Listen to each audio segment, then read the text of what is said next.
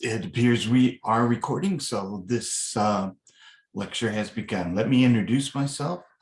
I'm Professor Curt Bostick in the Department of History, Sociology, and Anthropology here at SUU University.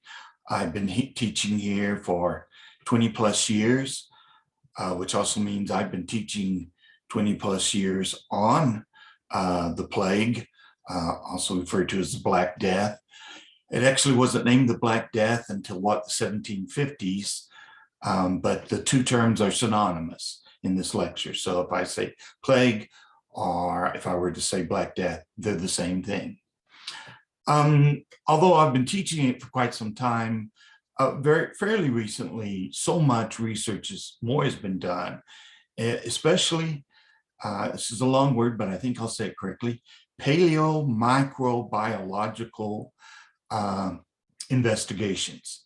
In other words, corpses and burial remains and so forth have been exhumed and they've been studied before, but it's not until recently that we've been able to look at these, gosh, I don't mean to be gross or anything, pieces of evidence and recognize now by looking at DNA and other factors, and we can conclusively say that this person died of the plague, for instance. And this has added so much more. And from the very beginning, then we should begin from the very, sorry for the redundancy. I've not done a lot of these canned lectures.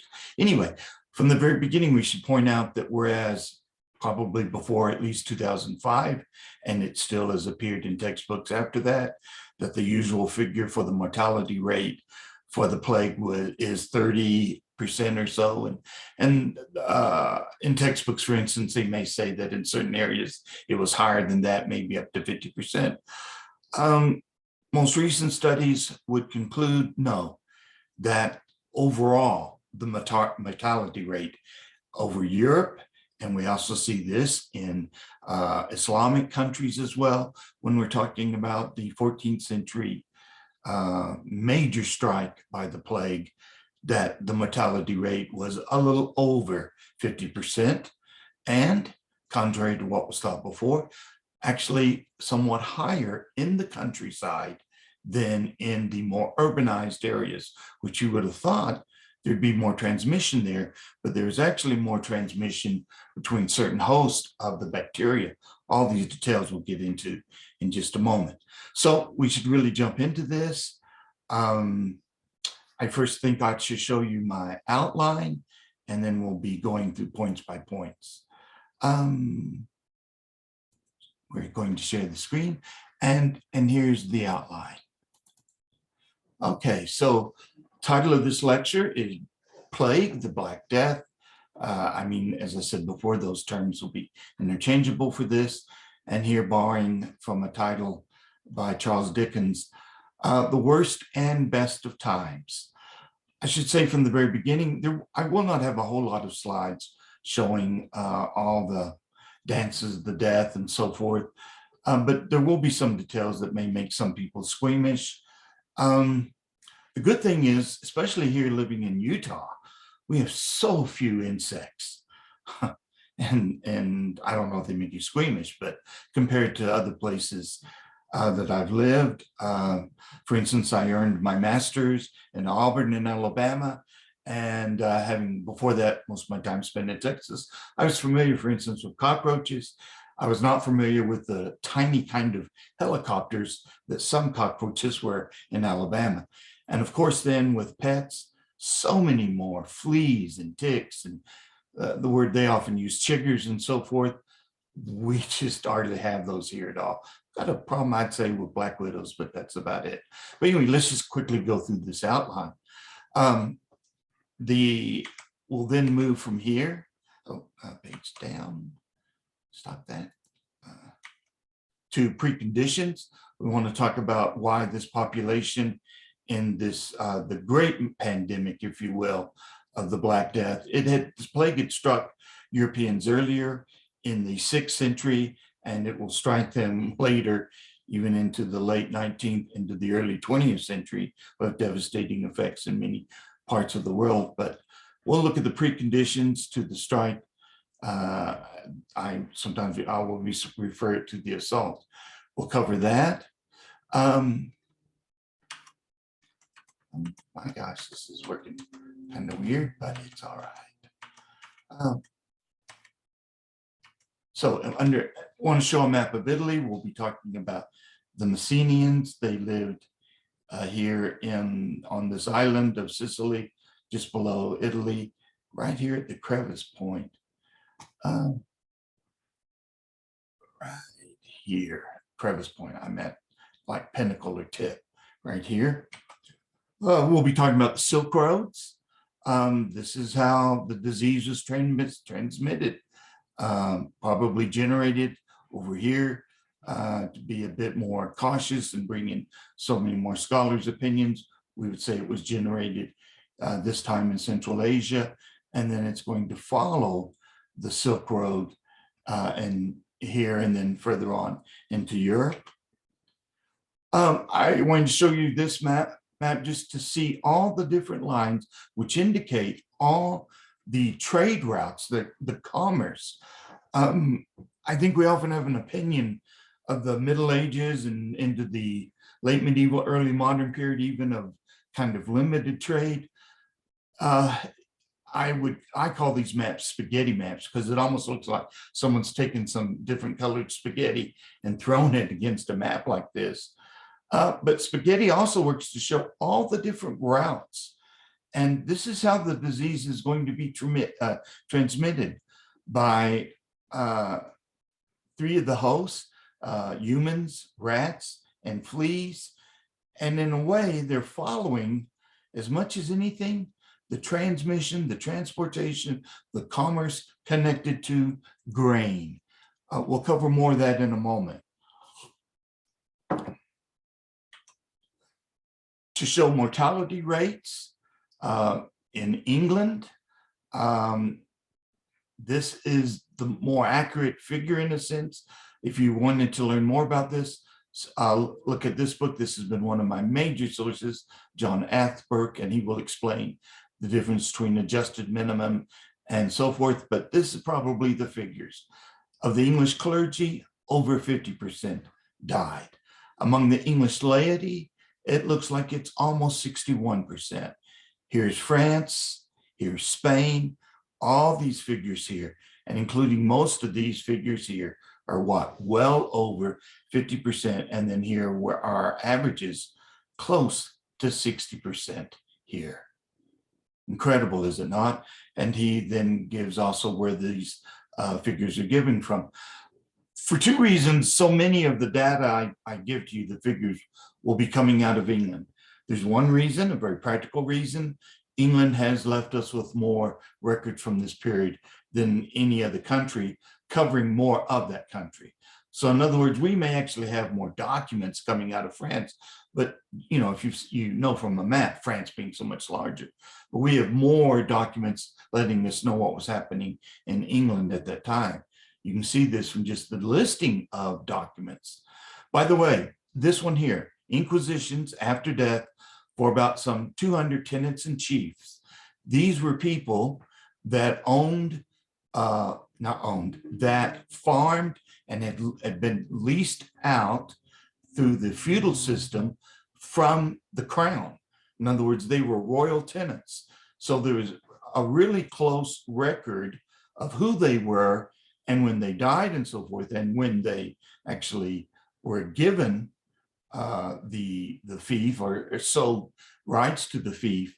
But this is such a limited group, and this is where the 30% or so came from. It's based on data, it's based on solid data, but it would represent what?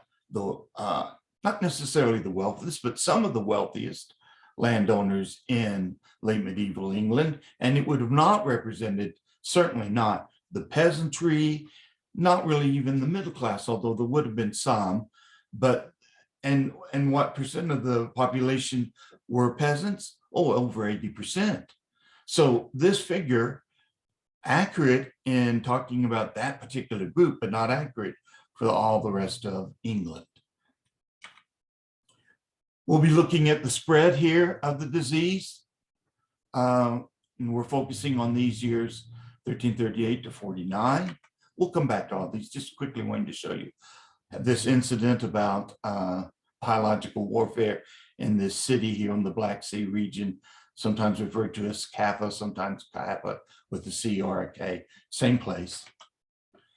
And then origins, when we talk about what happened in Europe, this is the biological name for the bacteria. This is the name for the principal rat carrier, although all rodents, including our own prairie dogs here in Utah, some will have Yersinia pestis. This particular bacteria, we'll also mention the city in southern France. It, in this period, had become the papal residence in Avignon.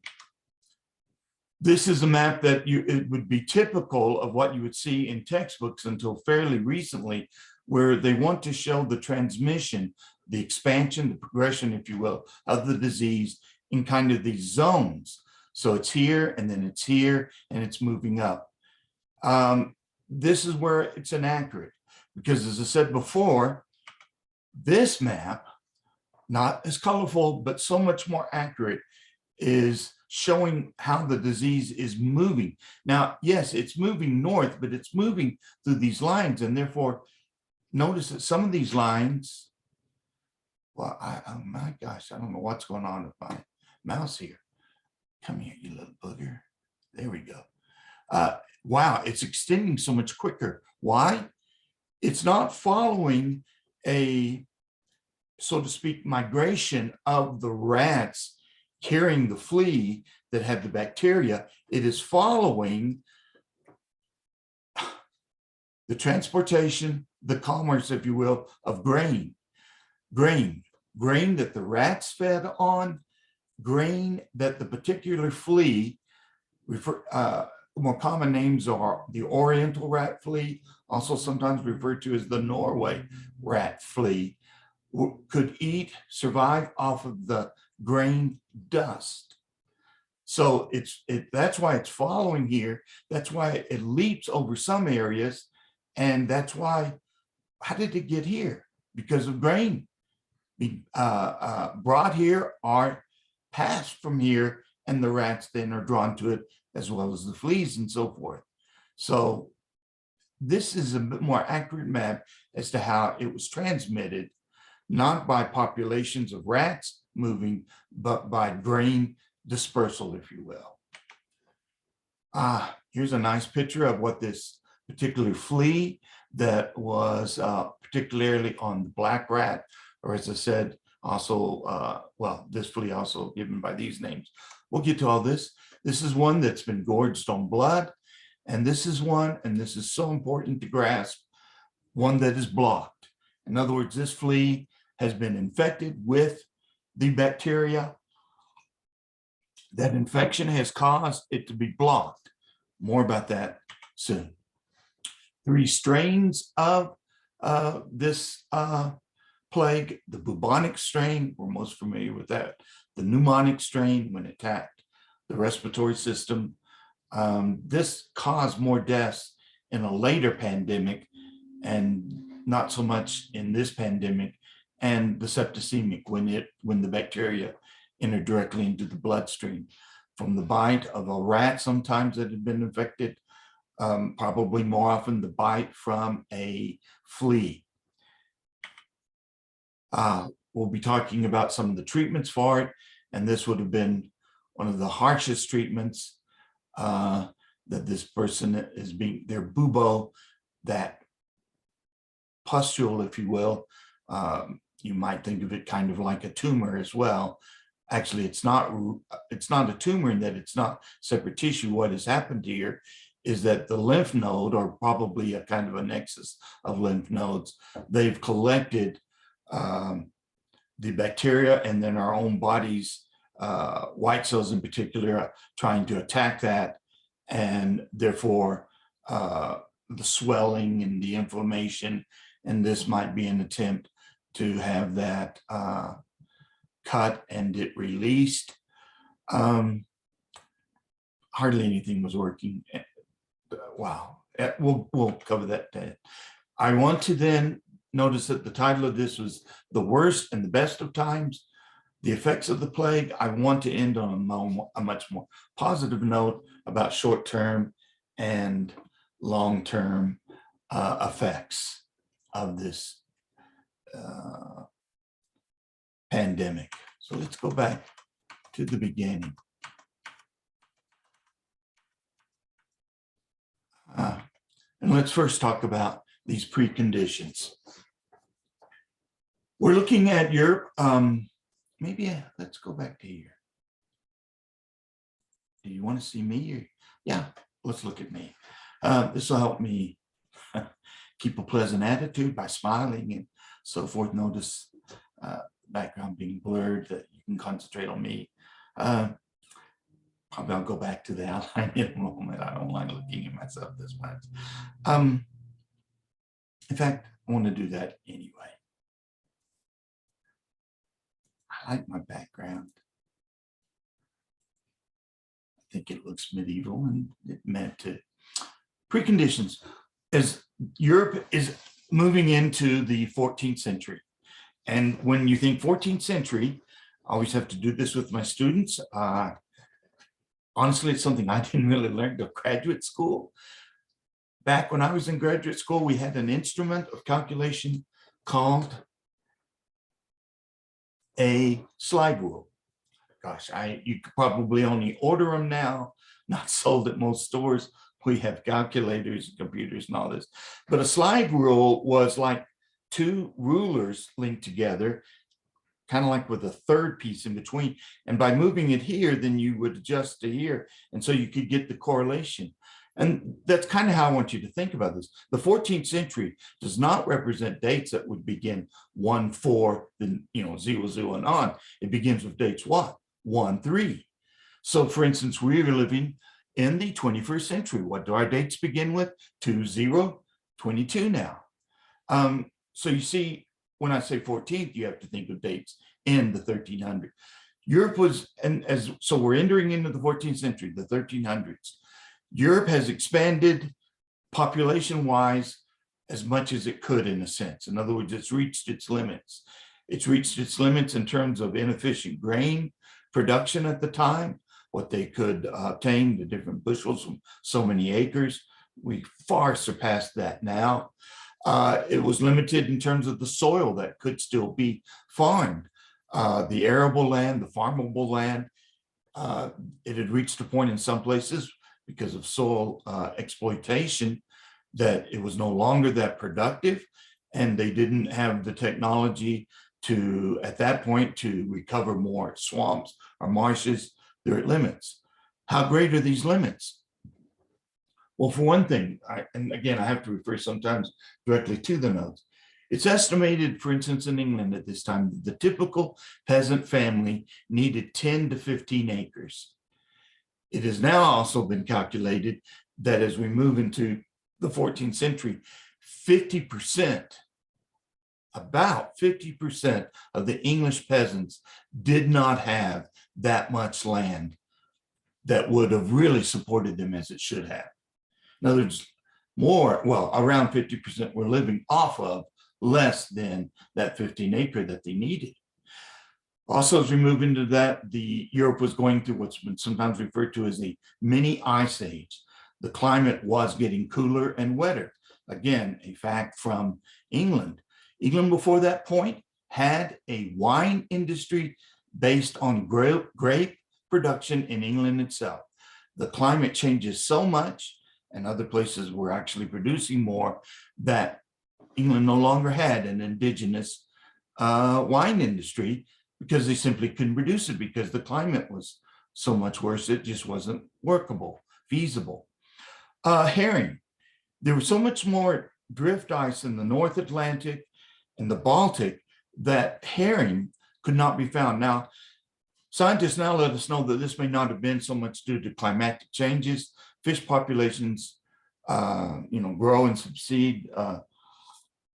subside sometimes based on other factors, but this was making it harder to get that food. And that was a principal protein for so much of Northern Europe. And then it just gets worse to where in the teens of the 13th century, 1314, actually, again, even a little sooner, to almost the end of the century, many places in Europe suffered from famine.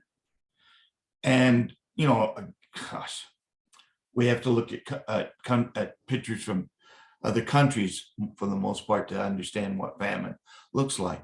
Try to picture this, though. What tended to happen is that because of cooler and wetter, the harvesting season was shorter. They weren't able to harvest as much. When you harvest, you always set aside some seed grain. Conditions would get so bad in some areas that the peasants would eat the seed grain.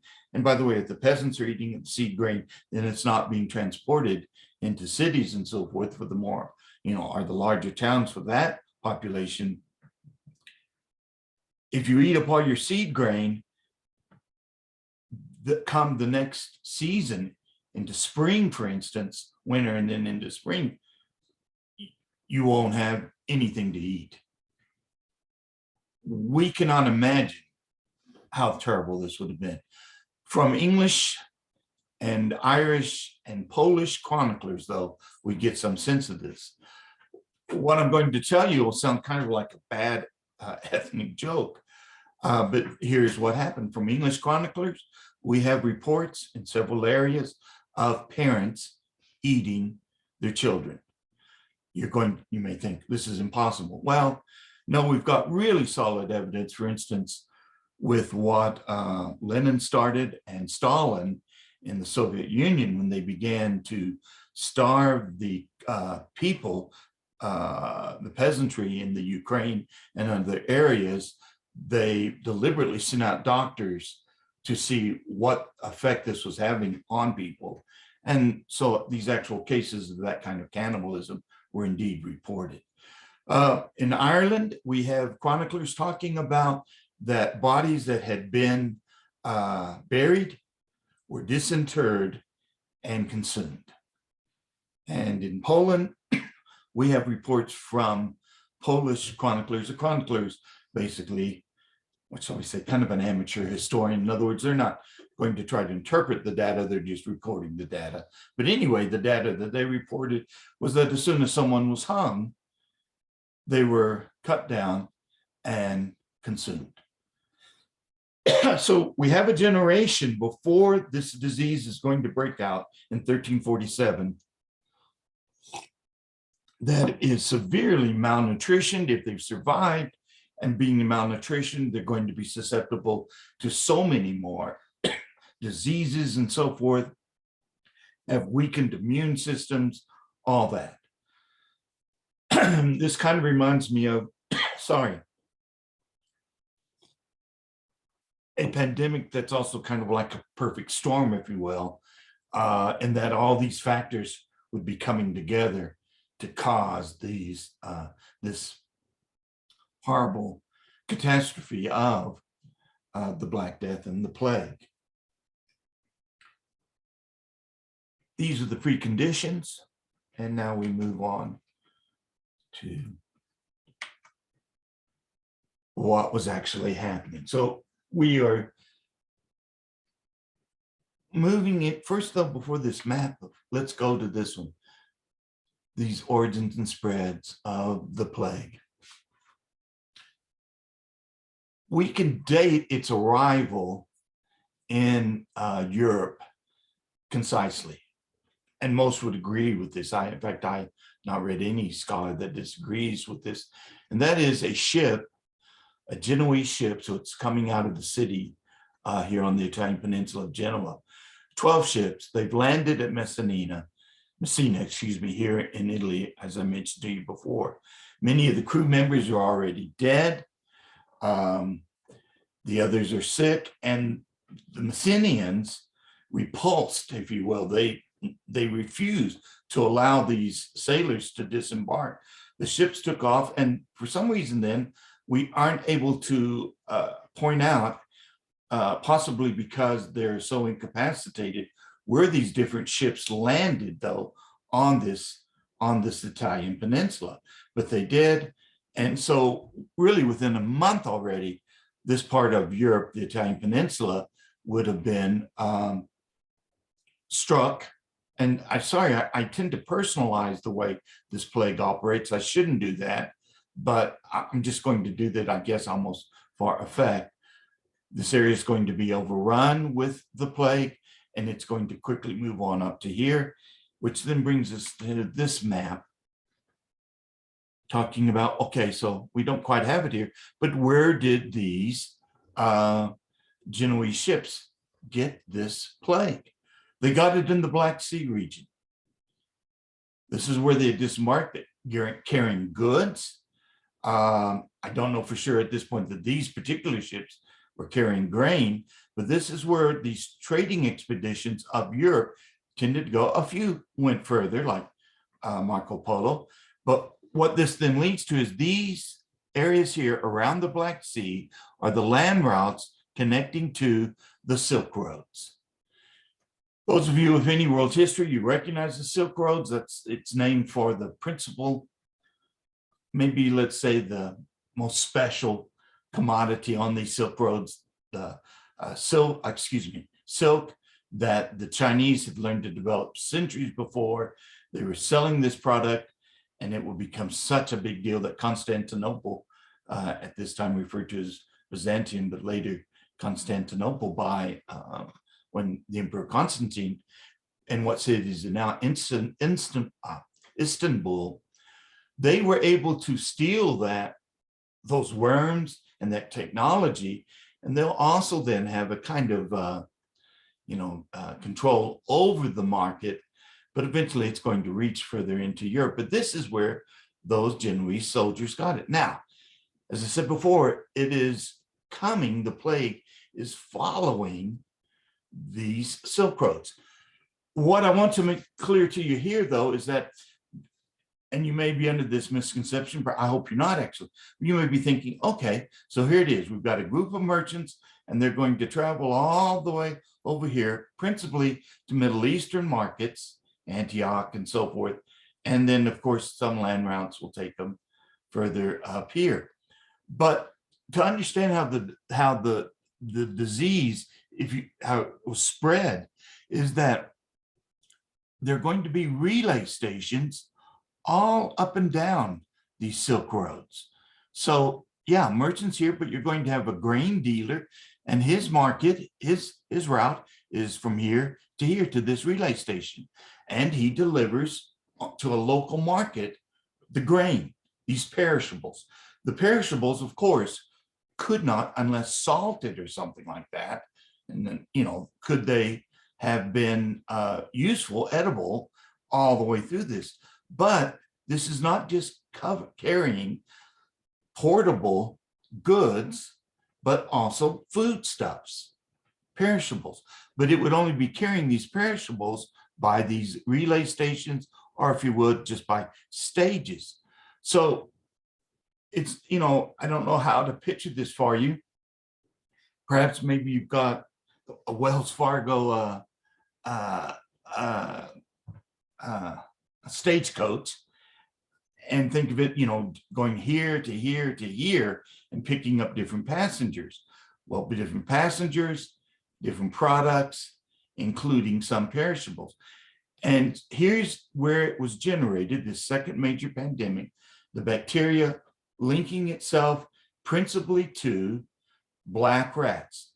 Notice that sometimes these rats are referred to as the the flea is referred to as the Oriental rat flea, also the Norway rat flea. I was not able to track down exactly where these names, what they're derived from. The name of the bacteria we can give you closer to its actual namesake in just a moment. It's following then, kind of like what we said before with those maps, it's not following rat populations, but it's following the grain, because these fleas that could possibly, and actually likely some survive past the rat host, could also live off of grain dust.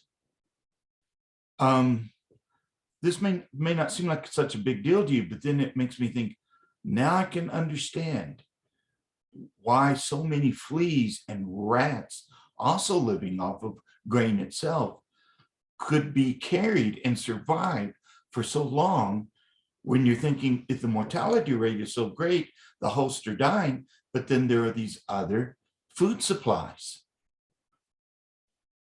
I hope you're getting this, and I hope it's making sense to you.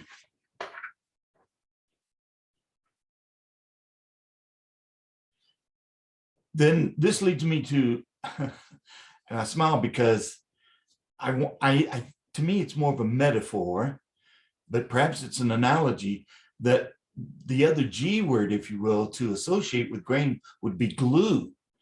Glue in the sense that it holds together these disparate hosts, very unlikely, to some degree, companions, something like that. Although there are plenty of people that actually have rats as pets, and my children, younger, had them too. We'll say more about those in a moment.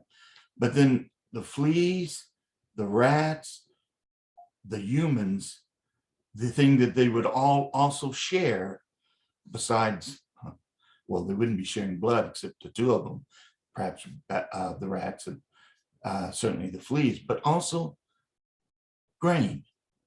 It would be the link, and by link, I would also be thinking about glue.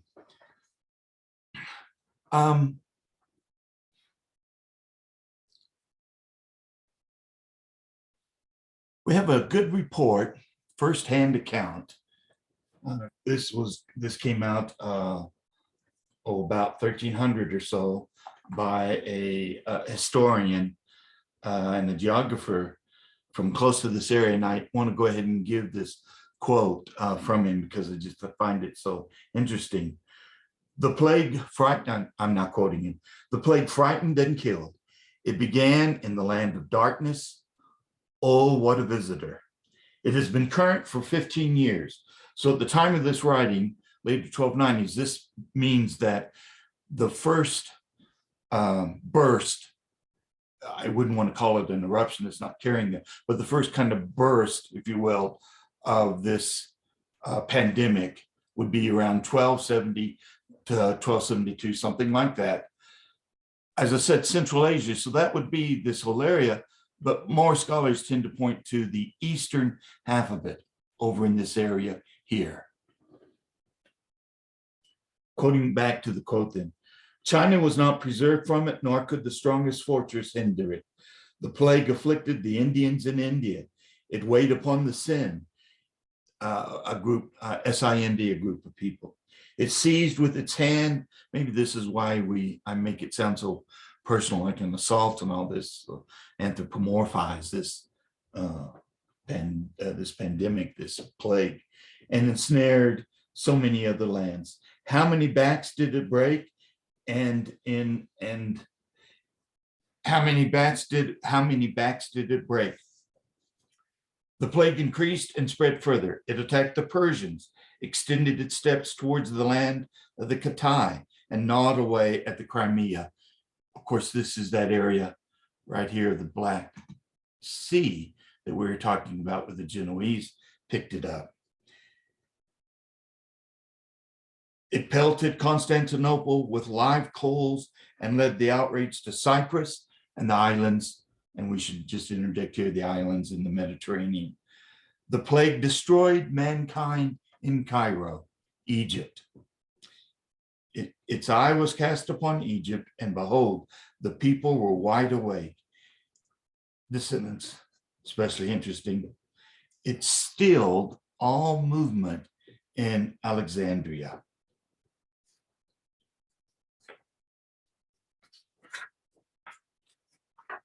This leads me to this point I was wanted to make a little earlier.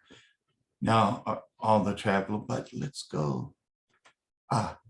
This is now the modern name for that city I mentioned to you before, Kaffa, and that's spelled with a C, C-A-F-F, sometimes with a K. Let's get a little bit ahead.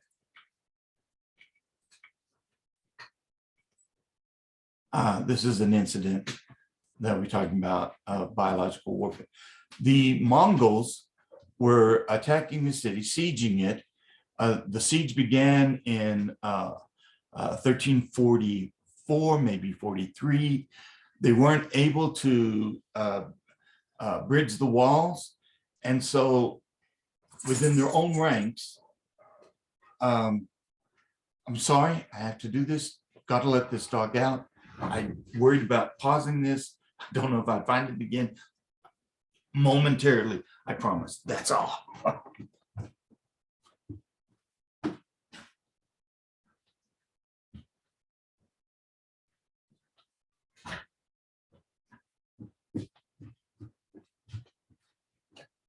And we're back. So they, realizing what was happening with their own, the Mongols troops, they thought, well, we're not going to be able to take this. What can we do? Particularly harsh, if you will. They catapulted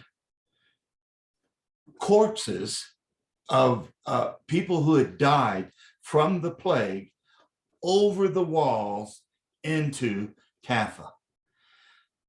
Now, this is gross, and yet it's also interesting because, and this isn't, I didn't discover this myself, and plenty of people have talked about this, but Aberth, that scholar I mentioned to you before in his work, and I think, by the way, that the organizer of this course, Earl Moldering, Dr. Moldering, he will provide, I'm fairly certain, these outlines. If he doesn't, and there's a word I use or something that you want to ask about, you're welcome to contact me. Bostick, Bostick at SUU.edu. But back to my point here, he takes us a bit further, that they would have, well, first of all, biological is not the way they would have thought about this. They have no concept, neither the Muslims at this time or the Mongols or the Europeans, of germs. It's just not in their thinking. They would have thought that the plague was, they thought of it in two categories. Mostly they thought of it in terms of a vapor, a mist almost, if you will. And we'll say more about this later. The other would be that it was a kind of poison. This will affect how they will tend to treat it. So they catapulted these bodies over, but they would have had to do it at within a fairly short range of time, a limited window of opportunity, if you will, because when the disease would first set in, there would be, within so many hours, rigor mortis. The corpses, the bodies would have been too stiff to put onto the catapult to effectively send them over. But if they waited too long, 5 or 6 days, for instance, then the putrefaction of the corpses would have taken place, so that they would not have remained intact to serve as a kind of bomb, if you will, or cannonball. I want to say missile, but they're never going to be upright. So you had to do it within 3 days or so of after the victim had died, that he would be, or she would be, in such a state that that person, that body is intact enough to send it over, as well as, to be frank, smelly enough, which is what they were looking for, to, in their minds, transmit the disease. So it's not biological warfare, at least not by modern by their standards, because they're not even thinking about biology, but to us, it would be a kind of biological warfare. Sorry, just a minor aside, if you will. Let's go back to the assault on Europe. So 1347, I'm just going to this, maybe, this map is it's just not as pretty, is it? It's more accurate. Yeah, but by the way, this is an Aberth book. No, it's black and white. We're going to go here. So 1347, it's moving up the coast of Italy and into the mainland of Italy. Before that year is over, into December, It has moved over here, particularly to, it's such a small town now as well as back then, Avignon. What does it do in Avignon? As we said, that's where the papal residence was. Let's give a quick background on that. 1309, the papacy moved out of Rome to this city in Avignon. The reasons for it: Rome often was not the principal residence, even for extremely powerful medieval popes such as Innocent III. They could not necessarily control the city, and Italian nobles and so forth had control over it. Plus, there are now guilds and so forth into the 14th century that have started to gain power as well. In Rome, they just couldn't stay in Rome. Why they moved so far away? Pressure so much from the French king, as well as some promises. So 1309, from 1309 to 1378, this is period is when the papacy is in Avignon, this small city, ill-equipped, in fact, actually too small to support the papacy, really. This is referred to as the Babylonian captivity of the papacy, the noted, really kind of often referred to as the father of humanism, Renaissance humanism. Petrarch coined that phrase. They will be there, but then in 1378, the Pope in Avignon, the Avignoese Pope, will go back to Rome, principally because of the stirring message from a female prophet. I want to say Bernadette of Siena, but I'm not so sure that that's her first name. But anyway, it had such influence. The city of Rome will force the College of Cardinals, really pressure them. They will select a Roman. He immediately turns on the College of Cardinals. By that summer, the French cardinals have moved back to Avignon. Before the close of that summer, they will select another pope, and we will be ushered in the fall of 1378 to the year really 1415, known as the Great Schism. Two popes, one in Avignon and one in Rome, and briefly from 1409 to 1415, an actual third pope in the city of Pisa. Just extra, no charge, a little bit. My point though, back to Avignon, sorry. By December of 1347, half the College of Cardinals dead. The reason I point this out is to see how quickly, two reasons, to see how quickly it spread. The other is the plague was no respecter of a person's status, place in society, nothing like that. Now, some people would have been able to isolate them better, and perhaps they could have, that would have been a factor if they can not be as close to others that might have been infected. But then, since they don't know really, they don't know how it is transmitted. I shouldn't say really, they don't know how it's transmitted. They move to the countryside, but as we said earlier, there are actually a higher mortality rate in the countryside because people then, peasants, were more in contact with larger colonies of rats, and that's how the disease would have spread in a colony. You can, if you want to, think of Ratatouille really quickly. It's a wonderful, is it not, Pixar Disney movie. You know, that's a huge colony, okay? And their interaction with each other, and that's why that'd be such a hot spot, if you will. But if you're not knowing that, and you're not isolating yourself, it's going to kill people from all ranks of society. An equal opportunity destroyer. By 1348, by the fall of 1348, it's over the British Isles. Not just England, but Scotland and cases in Ireland. And then now, let's go back to this map. We can see then how by following the trade routes, the sea routes, which would be so much faster than the land routes, the roads here, they're worse than they were when the Romans first built them. You know, stones would have been removed and all that. the day travel is so slow, but sea travel. And now wow, it's here through these water routes.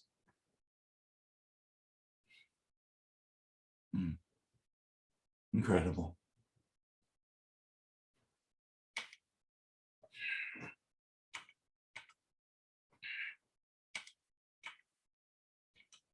Ah, sorry. It's not that the slide's wrong. It's just the way I'm operating things.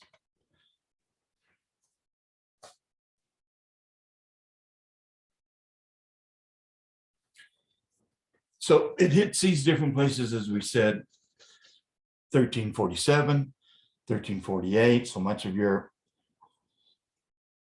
and so forth. And wouldn't that be nice if that were the end of the story? No, not at all. Based on chronicles and other evidence, plague seems to have occurred on a national scale in England about 13 times between 1361 and 1485. In other words, about once a decade on average, it came back again.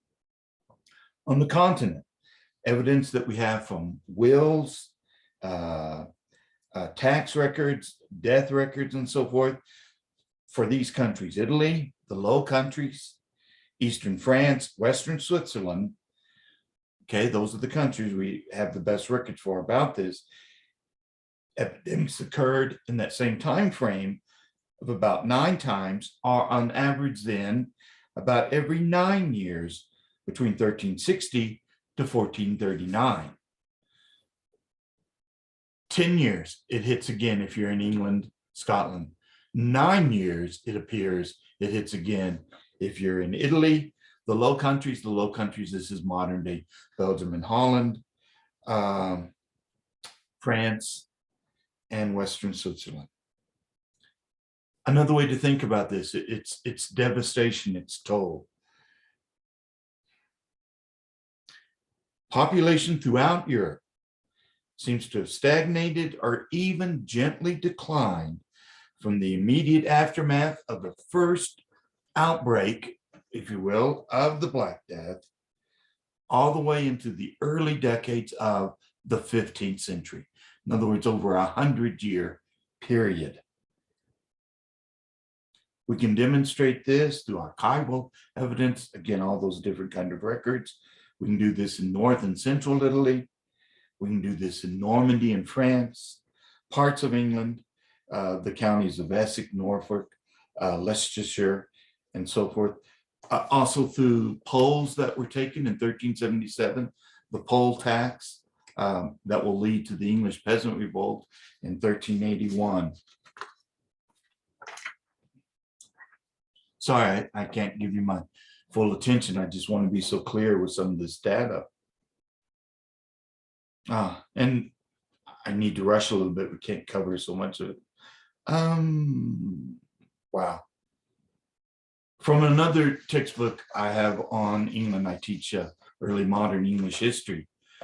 According to that textbook by Buchholz and Key, and it's they, I think, are up on really recent data and so forth, that it's not till about 1550 did the English population reach the point it had before the famines in the early 14th century. We're talking a 200-year period.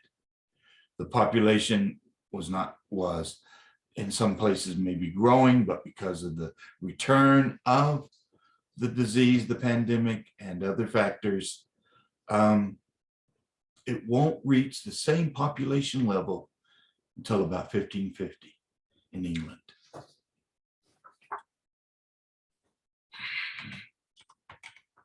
I want to get into this section here, the epidemiology, the term to discuss the transmission and, shall we say, the manifestations of a disease and all that. This is the Latin name. I'm not even going to try to spell it for this particular flea.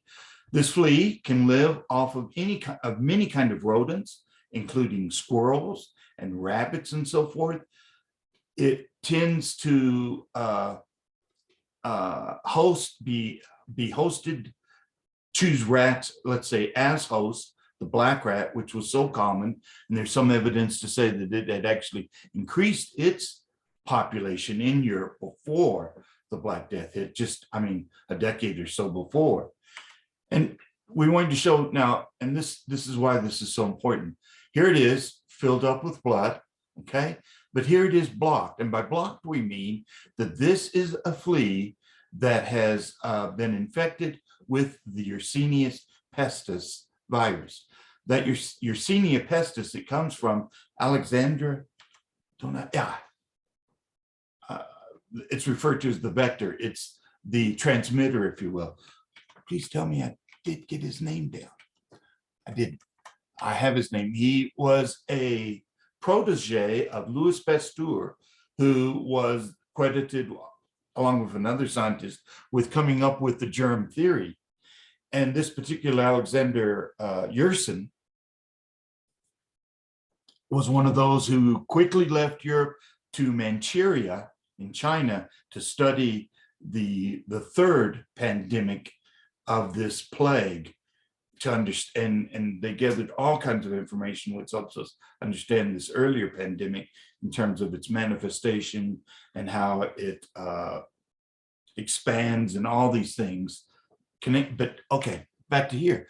So it's been infected and it's blocked in the sense that it cannot take either the grain dust nutrient or the blood into this part of its body behind, if you will, that it can then be used as fuel, food, which means that once the rat is blocked, probably within about 4 days or so, even though it is still gorged to a certain point on blood or whatever, maybe to around here or so, it cannot digest it and it starves. What happens when it's starved? Now, this is why this is so important. And again, I don't have this data so locked in my head, but I need to read it to you. But I think you'll still understand. I mean, I'll still be able to communicate it to you clearly. Okay.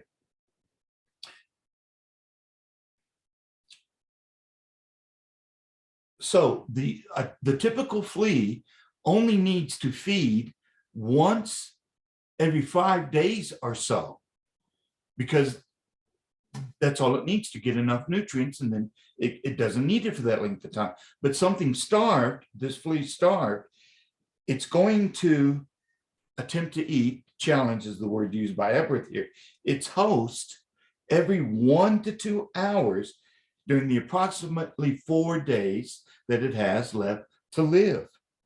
This means that there are a possible 12 to 48 potential transmissions of that when it's blocked, and I'm kind of pointing to my own throat to picture this. When it's blocked, then here's the bacteria still in this part, let's say, well, I'm sorry, I don't know the technical term for the mouth of a flea, but the bacteria is there in quantities of over 1,000 because of how small it is, that it's now going to be transmitted into either a rat or a human 12 to 48 times before it dies. So we're not, now I think one can understand that it's, well, it's not some chance occurrence, maybe once is enough, yes, but it's likely that a person will have been bit, or a rat, but let's focus on us if you don't mind, 12 to 48 times. Now we can understand the buboes, the swellings all over the body, which means that these are all contact points. I prefer to call them almost like transmissions, almost like any of you who've had have transfusions and so forth over an extended time. Ports, you know what I mean by a port. I had to have one in myself for a while when I was being treated for a particular cancer. Now in remission, I'm not trying to draw sympathy or anything like that. If you want to send though money, sorry, I don't have a GoFundMe. I'm just trying to tell you with a port, it's an easy way to get something, okay? And it's just left in there so that you don't always have to have it through a syringe. Could have at this time, so to speak, 12 to 48 ports on me, all over me, and these swellings and all over these points in which this bacteria would, it's not flooding, but it's certainly seeping into my body in many different areas. This part about blocked, I think, is one of the biggest advancements in my own understanding of how this disease would have been transmitted. Note I said that its host could be rats. They could also be humans. And actually, if they had a choice, these fleas would prefer human hosts. One, a larger surface area, but more importantly, because our internal temperature is just a tiny few degrees less than a rat, we are a more hospitable, comfortable, better host for these fleas. In a sense, they would have been drawn, the fleas, to humans over the rats. It's incredible, is it not? It's just incredible. The black rat. They have a proclivity to want to live close to us. Think Ratatouille if you want to. I also want to point out just a few other things from personal experience. The black rat has a vertical leap. This is going to sound like that. Better than that guard. Oh, his last name starts with an M. I can't think. Oh my gosh, he's what, 6'1", 6'2", and he's dunking all over the place in the NBA. Anyway, the black rat has a vertical leap of 5 feet. I think in times of emergency, it'll actually be higher. My children had black rats as pets. This is the typical rat you will get from a pet store. These rats would come up to the cage to greet them. I swear these rats purr when they're petted. They can. Some of them, they like us. The only time a rat, and this is for parents thinking about bringing in these little animals for their children's pets, the only time a rat bit any of my children, and some were never bitten, is when the food was offered like this rather than here some other way. In other words, they just got in the way. Gerbils will bite you as soon as look at you. It's kind of half and half with hamsters. The hamsters are cuter. Some of them, though, can bite. They've got such sharp teeth. What had happened once in my family is that a black rat had gotten out of its cage while they were petting it. We had a cat from my dad. His name was Tiger. Tiger starts to chase the rat in our living room. That rat jumped from the floor straight up to my eye level. I'm 6 feet tall, so this is higher. This eye level is higher than 5 feet. It's as if it was just looking at. It was the most kinetic, explosive display of frantic activity. The rat actually was caught by the cat. We got it away from that cat. Cat was older and other things, but excuse me for that. I just burped from my teeth. Just the point about how these rats are such athletes. They can traverse a pipe that's only 1.5 inches in diameter. They can fall 50 feet. So this will happen from a ship's rigging or from a building, land and survive. They are truly remarkable animal athletes.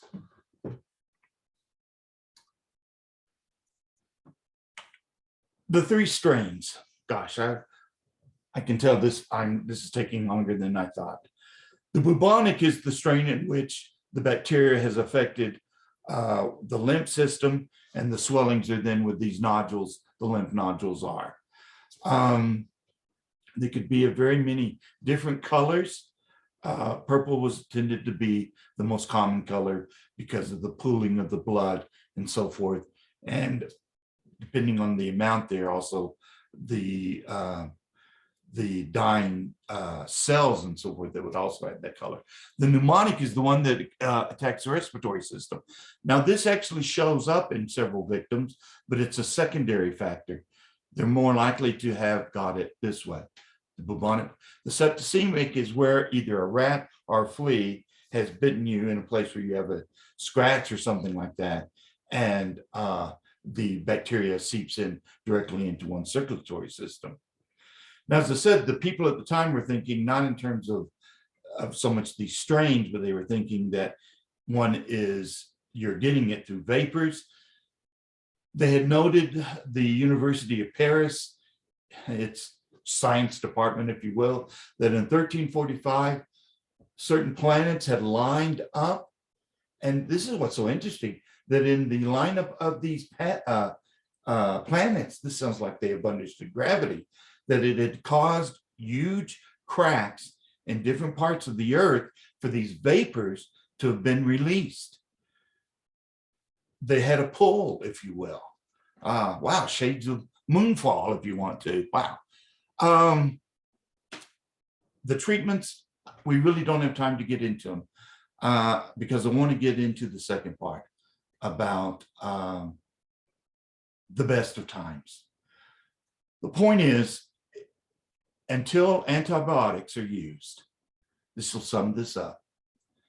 Even with modern medicine that we have, if those antibiotics are not given soon enough, the mortality rate once one is infected is 80.1%. Antibiotics, it can clear up. No antibiotics, even with all of our modern medicine, you have only about a 20% chance of survival once you've been infected with the plague. We mentioned this earlier, this attempt.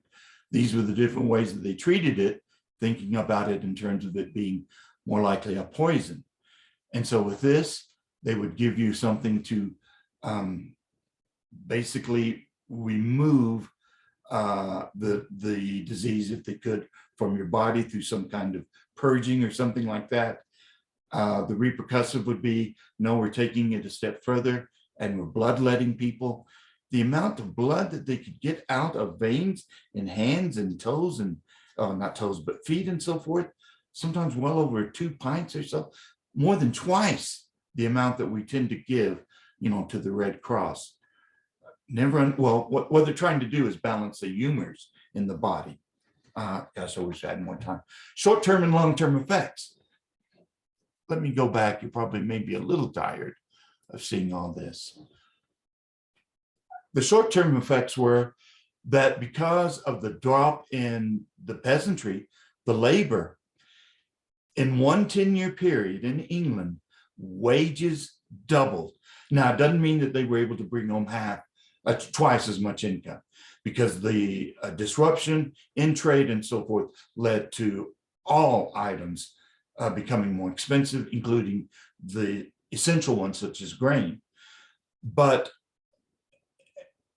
Aberth has thought, and Aberth has determined, I shouldn't say thought, that their wages on average for the peasantry increased 146%, not 200%, not the double, but at least 146%, up until almost the end of the 15th century.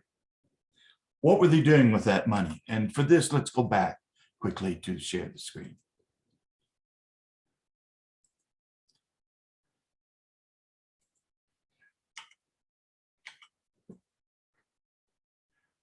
This is a newer picture of the medieval manor. Okay, notice the different fields and the 3-field crop rotation system. This was an older one. Come on down. Right. Stop. This is closed. Let's quickly go back because this is very helpful. Sharing. Here we go. Share. This is actually a better diagram, and we will close soon with this. File. No. From current. This shows the 3-field crop rotation system, but this shows the different strips. All these strips together are referred to the French word domaine. This is the Lord's land. By though this time in the 14th century, these strips, a little over 200 yards, that was thought to be the best distance for plowing with oxen. These different strips have been rented out, and some, depending upon how old their rights were, would actually have been owned. It belonged to a peasant. Now, what's happening? The Lord is having to give up, notice these are his strips, the ones that are like this, because of the labor shortage and having to keep peasants on his domain. He has to give up more and more of these strips, and it's likely he may have given up all of those strips. So some peasants now would be suddenly so much more, receiving so much more income that they would then be able to obtain more strips, because let's talk about peasant B, and I'm going to call him Bostick. Bostick, he's in a sense tired of this almost daily grind of farming. Wages have gone up so much, he becomes a seasonal worker. He's getting double the wages. He's still happy, this Bostick peasant, and he gives up his strip to this peasant. We're now understanding then how there will be, by the early modern period, the gentry class, the land-owning non-noble class in England that are going to become so important to the Tudors down the road. But this is all starting with those who survived the Black Death. This will cause such a transformation in England that by 1500, serfdom, that's in which a peasant serf is one that owes so many more labor obligations, manorial obligations to the landowners, that they have such limited rights, we would refer to them as serfs, the bottom, if you will, of the peasant scale. There are no serfs in England. In other parts of Europe, because of political factors and so forth, Spain, and especially in Eastern Europe, there are going to actually be more serfs. Serfdom will be entrenched in those areas. But in England, the Low Countries, serfdom's gone by 1500. So positive. It's positive too in that the other things that these landowners started to do is diversify their crops more to sell in a market that is so much faster, because they've got wagons now. They're not just using carts. They're also using more horses instead of oxen. Horses were less expensive. Horses don't take the same amount of training. Horses are easier to shoe and care for than the oxen. And with oxen, you team them, and if one is incapacitated, that's it. So the horses are more like Joel Embiid, and oh my gosh, I can see his face, the bearded, probably because it's a totally different topic. The two players now that are making the NFL, the NBA, Philadelphia team so much better. They used them for so long, and then anyway, they can be interchanged. But as we said in other parts, no, serfdom was going to be entrenched. Hence, and let's just conclude here with the lecture title, The Worst of Times. A brother, sister, mom, dad, they all may be dead, but I've got more money if I've survived as a peasant. The nobility itself is starting to decline even more, because they can't either keep up what they were able to do. They just control this area here. All this other land's been given away, and we're going to have a separation, if you will, more of a separate scale among the nobility. And as we said with the Tudors, they're going to rely more on the gentry. The transformative effect of the Black Death is so great. Need at least a whole another lecture to cover it. Thank you for listening. I hope this has been helpful. Any questions, please pass them on to me. Thank you so much. I enjoyed doing this very much. Bye.